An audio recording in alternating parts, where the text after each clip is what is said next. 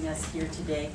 I would really like to thank all of you and for letting Kimberly back us up and add this to the agenda. This is a very, very important issue for the community of Makaha and people all over the world that come to the world famous Makaha Beach to enjoy the surf, the sand, and activities that are there. We have the Buffalo's Big Board Surfing Classic every year. It's been going on for 37 years.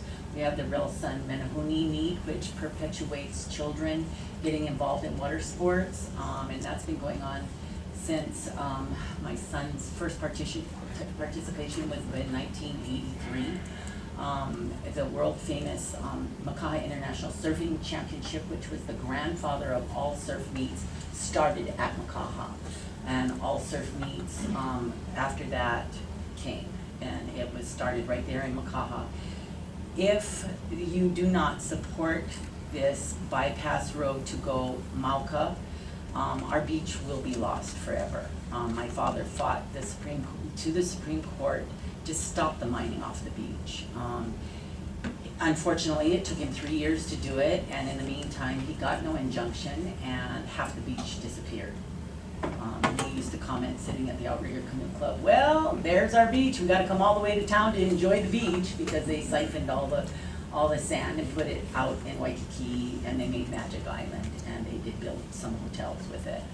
I wholeheartedly support this. If we can get the feasibility study done, which seems to me a waste of money since there's already been a study done, and I know you don't want to hear about the bridge project replacement, but there was a number 4. I sat right there with plans from the very beginning when they brought it to me. I own the home right on the beach. I'm the most affected homeowner anytime anything happens at the beach.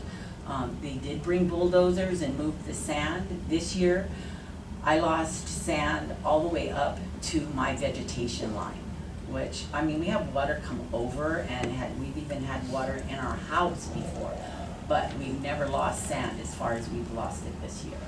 And so if you could please back this issue and get us our study and get this changed and not spend millions of dollars for a project that is going to do more harm. Thank you. Thank you. Was there any questions? Just to clarify, you said mining of the beach, so they took sand from Makaha and brought it to Waikiki? Yes.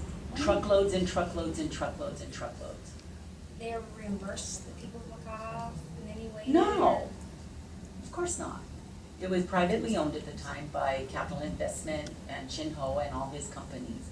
The Supreme Court ruling was my mother and father sued Chin Ho and his 5 companies, I believe it was, and tried to get an injunction at the circuit court, and it didn't work, so they went to the Supreme Court, and the Supreme Court gave a judgment, made the injunction, and that law actually, this was it was issued in 1956, actually made the injunction for all beaches in the territory of Hawaii. So anytime there was a issue with a beach, my father carried his injunction, my Ely Beach Park. That used to be one big huge sand dune, and he came home from work one day and it was all flattened out.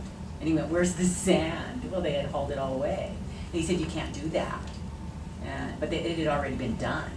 And Molokai had a problem, and they got a hold of my father. My father went to bat for them because they were doing the same thing in Molokai, mining the sand, putting it on barges and bringing it to Honolulu to build office buildings and hotels.